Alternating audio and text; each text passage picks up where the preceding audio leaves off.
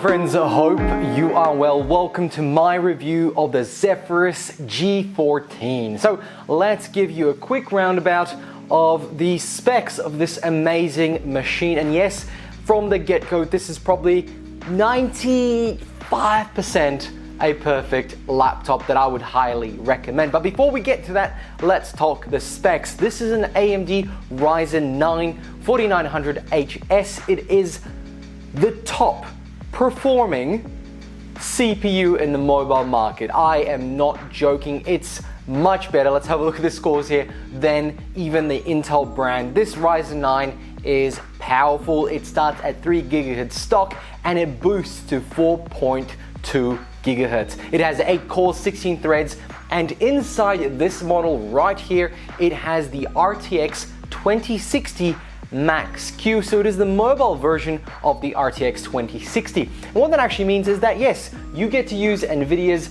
DLSS RTX in your games, and I'm just running a little bit of a demo right here from the new Tomb Raider game, Shadow of the Tomb Raider, because it uses all those features, and I wanted to show you a bit of a difference. Right now, I have everything turned up to maximum, everything.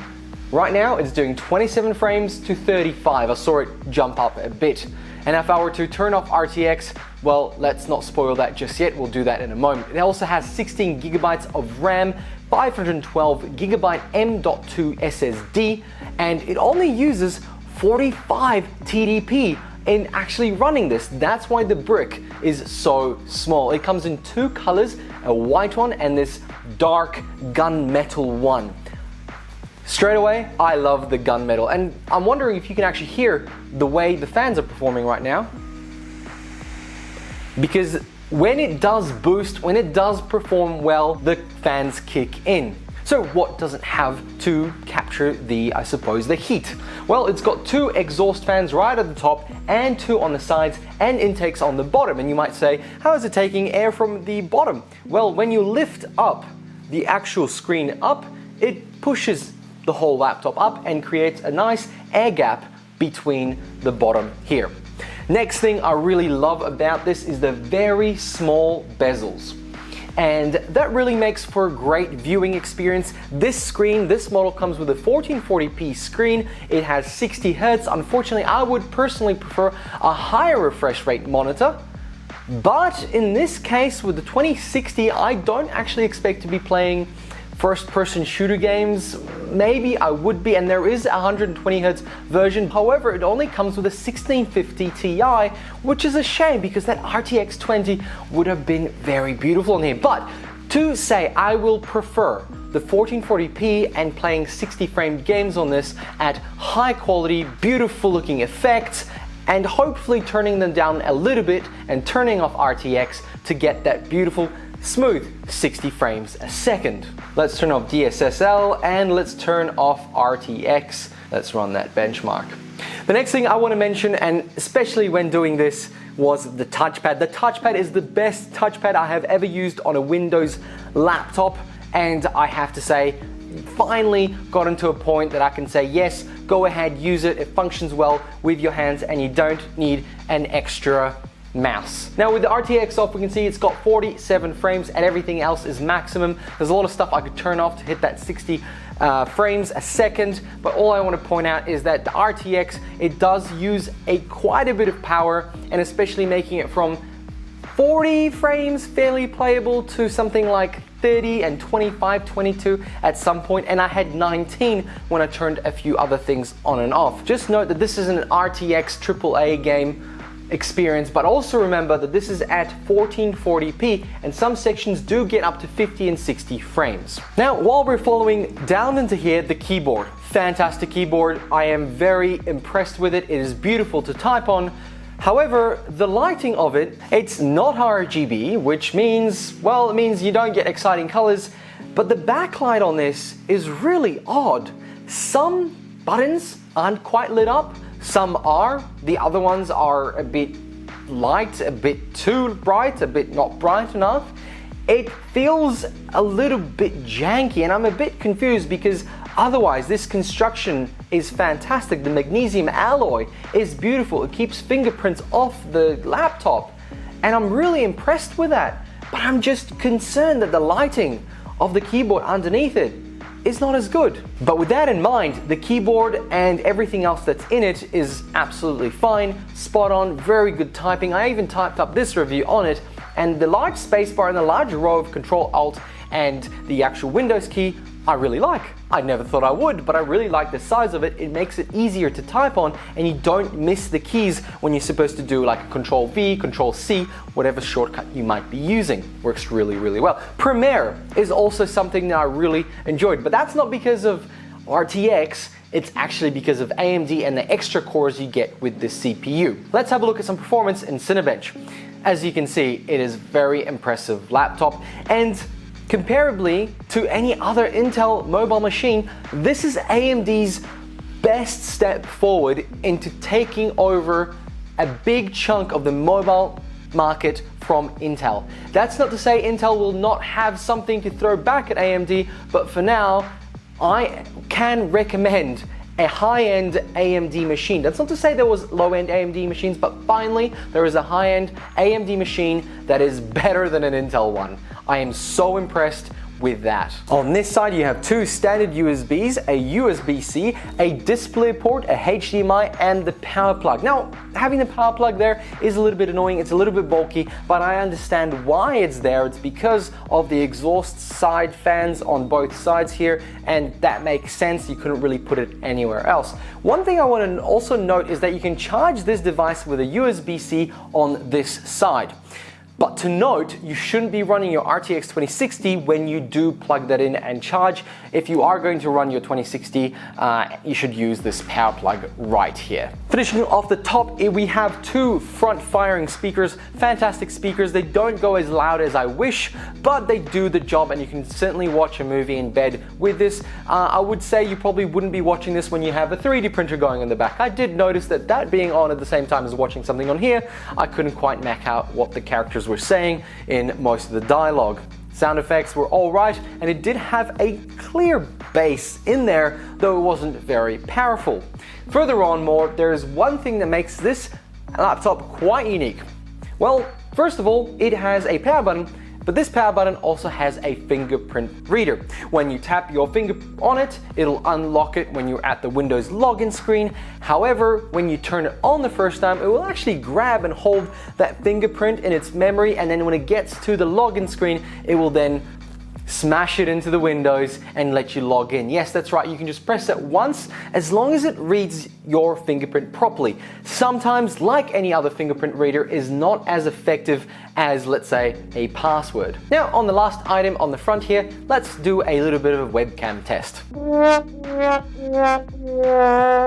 Well, as you can see, unfortunately, there is no webcam here, and that is a weird omission, especially when at least the crappiest webcam usually does. And during this COVID-19 pandemic, especially with a lot of people working from home, having a laptop like this and not having a webcam and not being able to use that webcam in a pinch is actually a little bit concerning, and it's an interesting omission because you could have fit one at the bottom like they did with a lot of other laptops, but I can also understand that a lot of people didn't even want a webcam when it was so crap. So it's kind of a decision, do we put a fantastic webcam in, or do we just take it out entirely and reduce the cost? Because first of all, this is not a cheap laptop, it starts at $2,000 Australian. One last thing I want to mention about the fingerprint, it is a little bit hard to find because think about it this way, it is very flush with the magnesium alloy here, and you can't quite feel when you're near it, so when you press it, your fingerprint might not be exactly in the right spot for it to read. No, there is no touchscreen, and when or if you buy this, make sure to update everything. All Windows updates, all ASUS drivers, the BIOS, as I found the machine to be a bit weird at first. Even the fingerprint reader wasn't as quick originally, so that's also something to note. This laptop also has Wi-Fi 6, and of course you will need a Wi-Fi 6 router to get the most out of it. What's interesting, it is a Wi-Fi 6 Intel card in there, and this is after all an AMD-based laptop with an AMD CPU.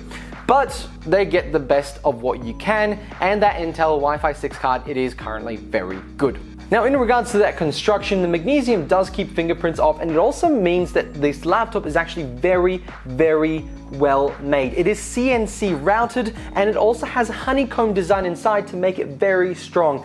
I love a good strong laptop that when you pick up, it's not going to start bending or cracking, and I'm very impressed with this magnesium aluminium alloy deck. It is something that I have never really gone out of my way to look for in products or marketing, but I'm actually quite impressed, and it might be something I'll look forward in the future. It's apparently 30% lighter by volume than aluminium, so that's something to note. It is very strong and it keeps those fingerprints off. I'm highlighting it because I'm impressed. Should you go out and buy magnesium laptops? Maybe nearly soon, yes. Not much of an answer, but it is something that is really good. The one other thing I want to mention is that it's also less thermally conductive, which means the heat will be dissipated by those exhausts much better and your hands won't heat up. But in my testing, it does heat up anyway. So again, some of it's a little bit of a marketing thing, some of it does make sense. But what is on the back really makes this laptop stand out from some of the others or the other competition. This is the Anime Matrix display. This is something I have only seen on billboards, and I want to point it out to you because I think it's really, really cool. What can you do with it? Well, half of this screen here, or the back of the screen, this lid, is covered with 1215 mini LEDs. Now, I originally thought it was some sort of cooling thing or just to make it look cool, but it actually does something. It lights up and you can put, as you can see, text on it, or actually any other design. You can download little designs that float around. It is obviously got some sort of refresh rate that you can put images on. Obviously not color, it is only one color.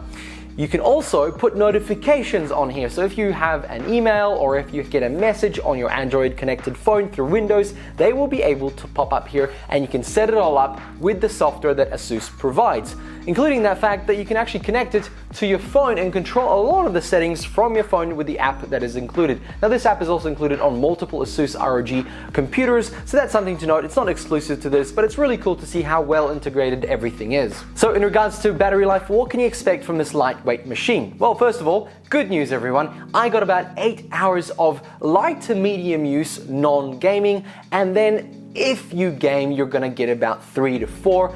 Obviously, if you're pumping that RTX 2060 real hard with something like Tomb Raider with everything max. But the AMD APU that takes over during the time when you're not using the RTX 2060 is really efficient and really saves that battery power. And I'm again impressed because I would actually suggest that this is a great work computer because it lasts so long, like a MacBook. I found my MacBook 2012 to last a very long time on battery life, but nowadays Windows laptops can do that, and I'm so impressed with this laptop being able to perform so well. This is an important product for both AMD, ASUS, and their lineup of laptops. First of all, because they trusted AMD to make a CPU and fit it into the laptop, ASUS and ROG did take a risk on that. I certainly believe a few years back, motherboard manufacturers didn't want to take AMD on, and they had a little bit of reluctance. Not everybody wanted to join them because AMD hadn't shown that they can perform well. Now, when you've got a major player like ASUS building laptops that, in my opinion, perform and are cheaper and are better than a Razer, which to me is like the Apple of Appleness, it's just ridiculous. Don't buy a Razer in my opinion, but that's neither here nor there. The look, the style, the extras that you get, the performance at a much lower price range is something very impressive. And AMD's Ryzen 9 in this product performs so well, I just couldn't believe my eyes when I looked at the results that I got. I actually went online to confirm that I'm getting similar results to other reviews because I just couldn't believe how well it was performing. This AMD chip is really something. So who's this laptop for? Well, it's for your light gamer to medium gamer, somebody who's going to school or university. It is also a work laptop, and that powerful AMD CPU is certainly going to help you code or render videos. This could be a creator's dream who's on a budget but wants a Windows laptop and is using something like Premiere, because AMD and Premiere really worked well. Rendering was fast, and even at 4K, I was able to scrub around the actual video without any issues. So if it's for work or for play, I highly recommend it. In saying that, the lack of a webcam camera, even the most basic one, is a very hard thing to deal with the COVID-19 pandemic. This lightweight, honeycomb reinforced, magnesium alloy laptop is definitely a huge recommendation from me. Hope this review helped you make a decision if this laptop was for you, or is, or potentially isn't. This is a special color that I've noticed a lot of people asking about. No, I got this sent by ASUS, so huge thanks to ASUS. I didn't choose it, but if I were to choose it, I would choose this color. I've seen the white one, and I think this gunmetal gray is absolutely stunning. It is very thin, like I said, and it is very light and very strong. Friends, thank you very much for watching my review. Again, big thanks for ASUS for sending me the cross. I have to send it back. I am jealous I have to send it back, but that's okay. I get to check out another one the next time. These guys design something very, very interesting, and I am so impressed. If I was ever to recommend a laptop to anyone who's going to be working and gaming a bit, this would be it. And like and subscribe if you'd like to see more reviews like this. Let me know below what other products I should check out that are on the way, and I'll keep an eye out, contact the companies and see if they're willing to send me something to check out. And again, if you like this video, tap that like button, and if you didn't, tap the down button and let me know why. I'd really like to know why. And you let me know what you think about this laptop, because I love chatting to you guys in the comments. Thanks for watching, and I'll catch you in another one. Bye!